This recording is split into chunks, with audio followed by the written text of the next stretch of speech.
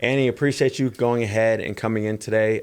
As someone with over 20 years in the industry, being a salon owner, and being an advocate for beauticians going ahead and being educated outside of just them going ahead and getting their beauty license, right? Why is it that you think so many beauticians are afraid to go ahead and talk about raising prices and money when it comes to being a beautician and their own clientele? Talking about money is very hard for hairdressers in our industry. And it is because we go into this industry often with very altruistic intentions. We want to help people and we want to be of service to people and we want to be creative in our Right. craft. And all of a sudden we get to this point where we're like, oh, wait a minute, I have to actually make money. I can't just play with hair all day. Right. And so when that happens, we're confronted with a little bit of stress and confusion and not really understanding how that works. And I think sometimes when you're early and you just got out of beauty school, you're a little afraid to set a certain price, right? You don't know how. Right. And you don't know really why you're backing it up. No one has taught you this. Exactly. No one has taught you this. Your price is what your neighbor is charging and the people in your salon are charging and somebody told you to charge. And you get into these situations where you're doing these like extensive color services because that's what you see on Instagram, right? You see these like beautiful creative projects, but you don't know that those things take 6 to 8 hours to complete. Right. So that $400 that you're charging for it sounds great until you've taken 10 hours to do it. Correct. And $100 in product. And then all of a sudden you're not making any money. Correct. And I think sometimes when they're going ahead and they're experiencing that, they also are a little bit afraid on the aspect of like, like, do I give discounts to friends and family, right? As I'm just getting started, who's the first people you go to, right? Your friends, your family, because you haven't necessarily learned like the skill of attracting new clients. So, because it is a skill at the end of the day of, okay, now I have to go ahead and attract new clients. So is that through social media? Right. Is that through being out and about, right? Is that through certain sales methods, right? Like, and so the first people you go to are your friends and family. Yes. Do you think that beauticians should go ahead and give discounts to friends and family? Or is it gonna change as you get more experience where you should start setting more barriers and boundaries there?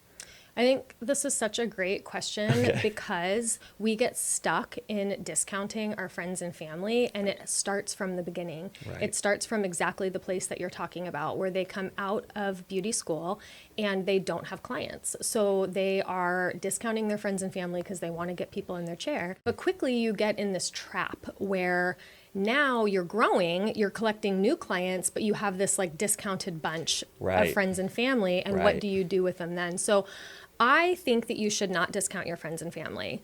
And instead of doing that, I have 2 recommendations for new stylists starting out. One is for growth, to have a very strong referral program.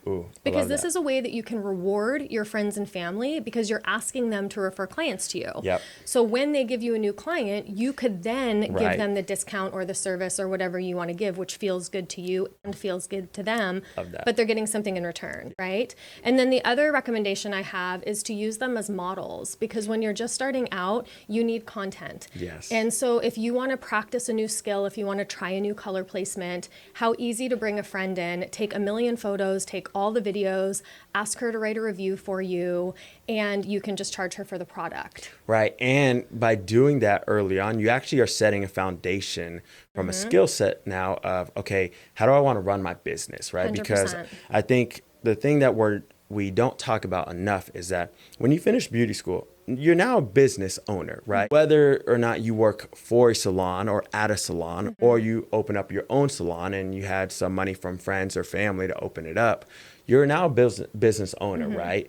And so, but as you go ahead and are going down that path, you weren't taught. The average person is not taught all these things about how to run a business, right? No. So I like that, what you're talking about, because you actually set the foundation of, okay, wait, how does referrals work? What do I need to do with referrals, right? How do I account for them when they do come in? And then at the same time, with that foundation, you can build upon that. Totally. I really like that aspect. Well, and it's also true for any industry professional. Don't have to be new to start making these changes for yourself. So most of the hairdressers that I teach now, they've been in the industry for like 3 to 20 years. And they've been doing these things over and over again and feeling stuck and emotionally roadblocked from growth. Right. And so teaching them how to step back and look at their business intentionally and make some of these changes in their business so that they can grow and they can make more profit and do these things, it will benefit us at any stage of our career. I really like that, because by going ahead and actually explaining it from the aspect of, you don't have to just be a beginner, right? No. Because there are 50 different avenues you can go down, right? So many from a sales side, right? But also that's where you have to take accountability for like how you do want to price things, why you're going to price it a certain way. And I think a lot of times, based on how you price your actual service can actually put you or not put you in a state of burnout sometimes. 100%. Well, and I think it's important to share too that I did not know how to price my own service from the beginning. So just because I know this now and I'm teaching it now, it's through experience that I've learned. And it wasn't until about I opened my salon in 2018, probably about 2016 when I started thinking about what that process was going to look like, that I had to take a real good look at my own pricing and realize I did not know what I was doing. And so that forced me to learn this. So it actually wasn't like different things with your own clients that made you change your pricing? No, because here's what happens.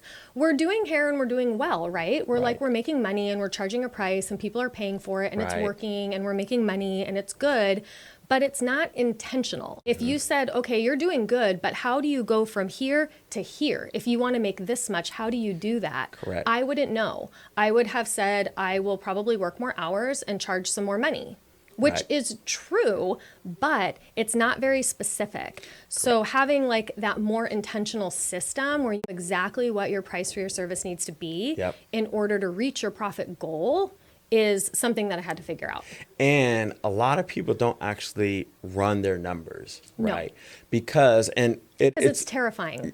And none of us want to look at it. Right. Nobody wants to and look at it. What people don't, I think as the economy continues to go more and more digital, what people forget is that when you're in the beauty industry, you still have a lot of people that have cash, right? And so what do? Sometimes you're not accounting for all the cash that's on those books, right? And so a lot of times people go ahead, they're not looking at it in their actual breakdown of their budgeting, right? How much they're spending on products, right? How much takes for a new client, or how much they're spending on their services. Now, there's so many digital services, you can overspend on digital services or help, right? You spend certain money on advertising or on your accountant, and you're like, oh, wait, I'm actually overspending on this, you know? So, because you think you need everything. Because you think that next thing that you buy is going to be the thing that solves all your problems for you, and it's going to make it so that you now know how to run your business. You bring up a really good point about needing everything. So I think a lot of times in business, but also in beauty, people go ahead and early on, they don't define their skill, right? So they want to go ahead and say, I can do 3 things, right? Well, now on their page, on their social media, someone sees that they're promoting 3 or 4 different things. So they don't know what they're coming to you for, especially a new person, right? They're looking at it and they're going, okay, you can do this, but also you can do this. Well, wait, I actually only need one thing. I might need just, my hair being done, or I might need certain color, right? Or I might need just a trim, or I just might need a touch up. But if you're advocating for all of a sudden that you can do nails or you can do braids, it's like, okay, well, what's your specialty, right? And so I think sometimes that affects someone's pricing. Do you see that ever? I don't know. That's a tough one. I typically see hairdressers only focusing on hair. Okay. And within that, they might do sort of the base services, which would be like haircuts, single process colors, dimensional color techniques, some kind of relaxing services, things like that.